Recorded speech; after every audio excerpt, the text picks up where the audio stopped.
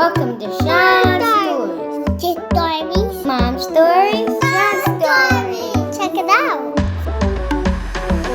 Hey friends, today we're reading a story called I Am Harriet Tubman by Brad Meltzer.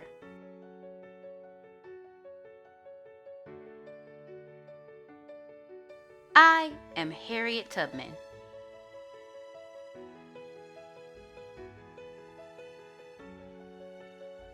Do you know what the North Star is? It's one of the brightest stars in the sky. Unlike other stars, which may seem to move, the North Star always stays where it is. When you find it, it'll show you which way is north. Today, people know my name is Harriet Tubman, but when I was born, I was called Araminta or Minty. I was the fifth of 9 children, born in Maryland around 1822. When's your birthday? I don't know. How can you not know your own birthday? It's because I was enslaved. Back when I was growing up, in certain parts of the country, if you were black, you were most likely enslaved. We didn't have a choice. Being enslaved meant we were forced to work without pay. We were treated terribly. I cut my hand. I don't care, keep working. Can we have water? No, keep going. We lived in tiny shacks with no windows. We slept on the floor or in boxes filled with straw. As kids, we had to wear sacks, and they certainly didn't celebrate our birthdays or keep records of when we were born.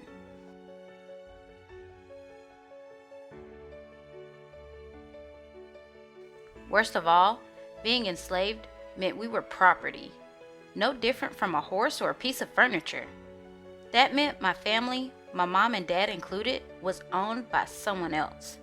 They could sell us, and they did. Well, where are my sisters going? Our owners sold them. They'll have new owners now. Please, Mama, please don't let them take us. Slaves were supposed to do whatever our owners told us to. The next time they came, though, my mother was ready. Someone wanted to buy my younger brother. She had asked other slaves to help her hide my brother in the woods for nearly a month, but eventually they found him. We're here for your boy. You can't have him. What'd you say? You heard me. The first man that comes into my house, I will hit him square in the head. It was a powerful moment. My mother standing up to those men. Was it dangerous? Definitely. But it was right. After that, they didn't sell my brother.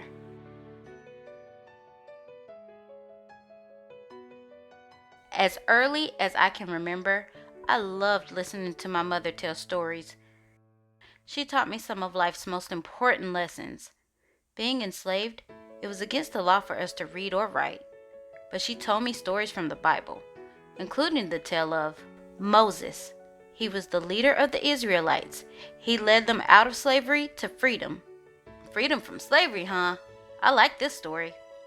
When I was around 6 years old, it was my turn to start working. I still lived with my family, but my owners hired me out to another farm. See that water? We set traps for muskrats in there. Get in and see if we caught any. But the water, it's freezing. You talking back to me? You get in that water or else. What would happen if we didn't do what they said? Our owners would whip us, or worse. You stop working, now you're in real trouble.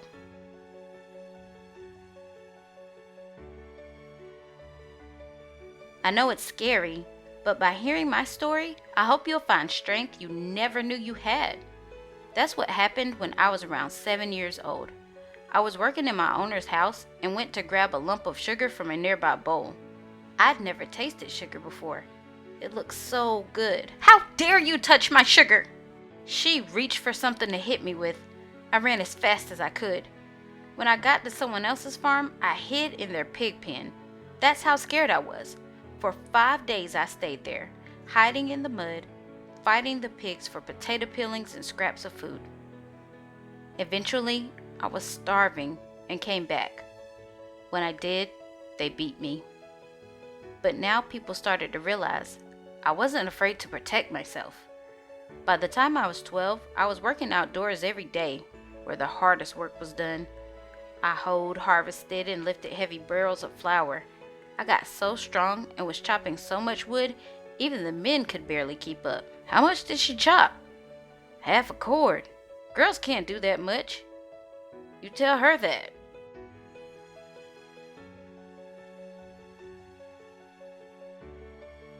Working in the fields gave me more than physical strength. It gave me time to learn from other enslaved people. Time to consider new ideas. Did you hear? 3 slaves escaped from the Broadus plantation. Escaped? They went up north out of Maryland where slavery is illegal. Up there, everyone's free, just like we should be. During that time, I spent many nights looking at the sky. My father was the one who taught me about the North Star. It always points north. That's where black people are free, right? In the north? Exactly. Follow the North Star and you'll always know you're headed in the right direction.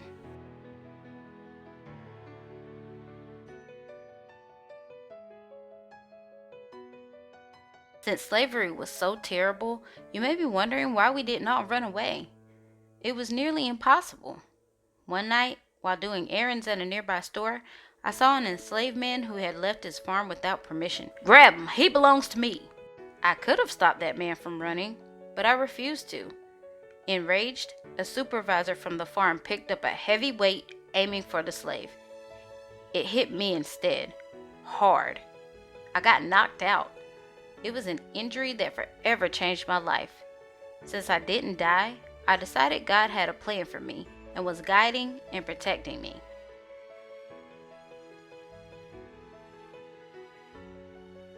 After my injury, I started having vivid dreams. I'd be flying like a bird over fields and towns, over rivers and mountains. In the air, I'd reach a great fence, and on the other side would be a big, beautiful field. But each time, no matter how hard I tried, I could never get over that line. When I was around 22, I got married and got rid of my childhood name. Now, I was Harriet Tubman. Soon after, I found out that I was about to be sold. What should we do, Harriet? Our new owner may be even meaner than this one. Someone else who could take me from my family and hurt me? I knew there was only one choice. I must escape.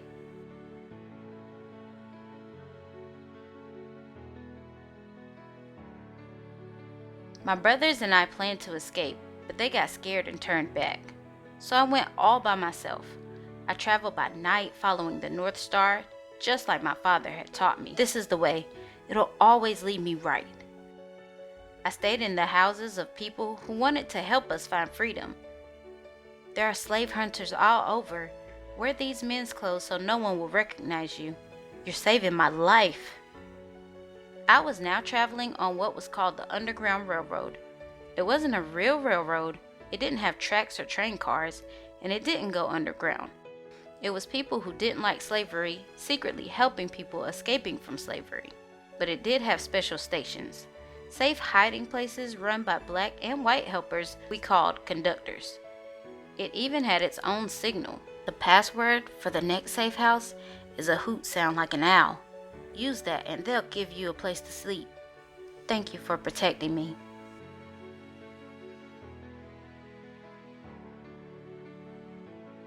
Eventually, I made it to Philadelphia, Pennsylvania. Slavery was illegal there. I was free now, no longer enslaved. Soon, I had a regular job cleaning and cooking and a regular place to live. I could have stayed there forever. But then, I got news from where I used to live in Maryland. One of your nieces and her family, they're about to be sold to a new owner. What should we do? The answer was obvious. I need to go back to help them escape too. That's exactly what I did. A year after I escaped, I snuck back into Maryland. Thanks to my own trip on the Underground Railroad, I knew people who would help us. We can hide them in here. When it's dark, we'll sneak them onto a boat and get them out of the state. Harriet, you sure this is smart?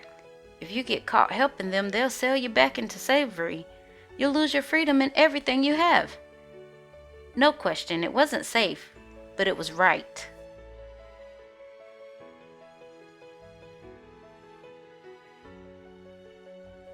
In a daring escape, we snuck my niece and her family to the closest city, Baltimore, Maryland. Follow me. Then out of the state to Philadelphia. So we're free now? We're not slaves anymore? You're free. They were the first people I rescued, but they certainly weren't the last. On my next trip back to Maryland, I helped free my youngest brother, whose name was Moses, as well as 2 other men. The way you're leading people to freedom, you sure I'm the one who should be called Moses? After that, I made another rescue trip, and another. I rescued family and friends. On the Underground Railroad, we used hiding places like attics, potato cellars, and barns. Some folks even built secret tunnels and hidden rooms like this fake closet. In here, you'll be safe. Come on, follow me. I also continued wearing disguises. Why are you dressed like an old lady? So no one will recognize me. Put this on. We're gonna get you out of here. Follow me. That woman, she's saving our lives.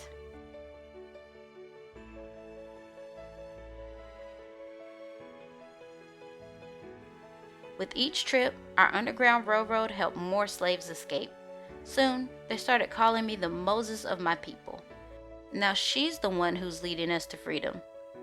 It took a lot of help from other members of the Underground Railroad, like John Brown, another great leader who fought so that black people could be free. I was so impressed with Harriet's skills and bravery, I started calling her General Tubman. To stay out of sight, I traveled by night, sticking to back roads. I also made many of my trips in the winter when people wouldn't be outside their homes. Occasionally, it was so hard to walk over the mountain passes, even the bigger and supposedly stronger men would want to stop. You sure it's safe? It looks deep. The water's cold, but you'll make it. Now hurry before anyone sees us. Follow me. I always kept them going, leading the way. On this particular night, we ran out of money, but I was so committed to keeping everyone safe that I gave away some of my own clothes, including my underwear, to pay for the place where we slept.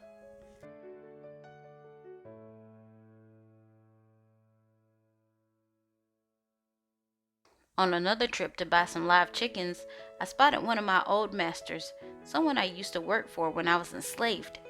As he came near me, I pulled a string around the chicken's legs and made them flap and scream. He was so distracted by the noise he never realized that he was this close to catching me.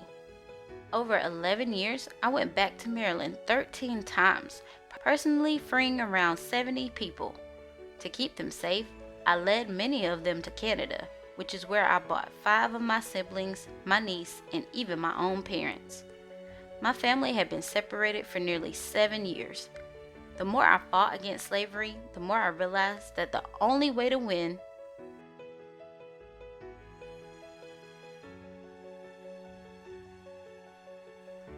was to end slavery itself.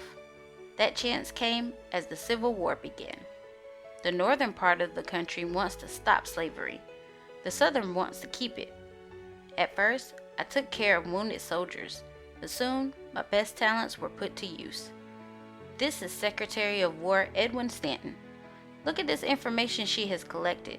Harriet Tubman and her spy ring are remarkable. Soon after, I became the first American woman ever to lead an armed raid into enemy territory. With the information we found, we successfully fought the Southern soldiers. Most importantly, we proved that black people could serve in the military just as well as white people. As a master spy for the North, I led groups of scouts into South Carolina to scope out what the other side was doing. Shh! This way. They won't see us coming. Follow me. Follow me.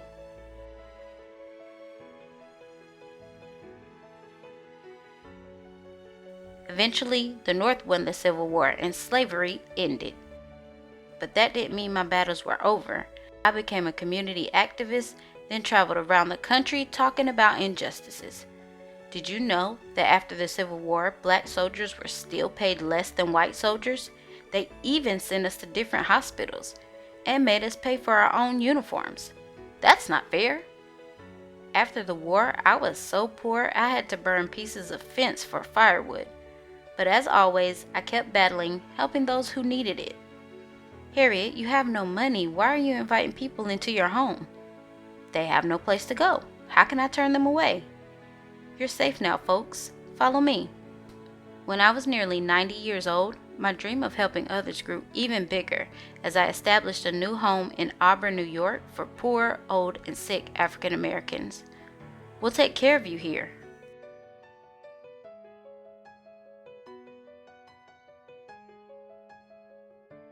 In my life, I was told I couldn't make my own choices, told I would never escape, but I did. I fought for my independence, and once I had breathed the air of freedom, I knew I needed to help others breathe it too. The measure of success isn't what you achieve for yourself, it's what you do for others. Think of yourself as a bird. Some days you'll climb high, some days you'll fall. But when you pass the clouds and reach the top, you have a choice. You can stay up there and enjoy the view, or you can go back down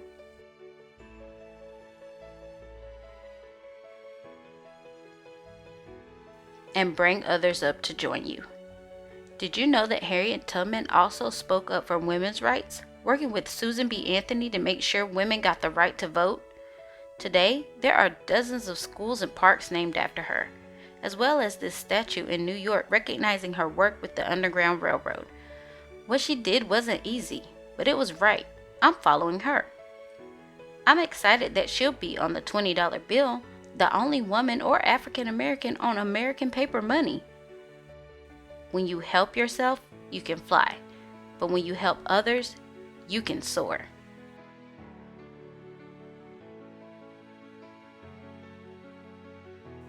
In every life, we face hard decisions. At those times, we can make the safe choice or the right choice. Would you put yourself at risk to help someone else? Would you stand up to someone mighty in order to help someone who is weak? To answer those questions, you must follow your heart, your own North Star. It will always point you in the right direction. I am Harriet Tubman. Follow me. I will lead the way to freedom.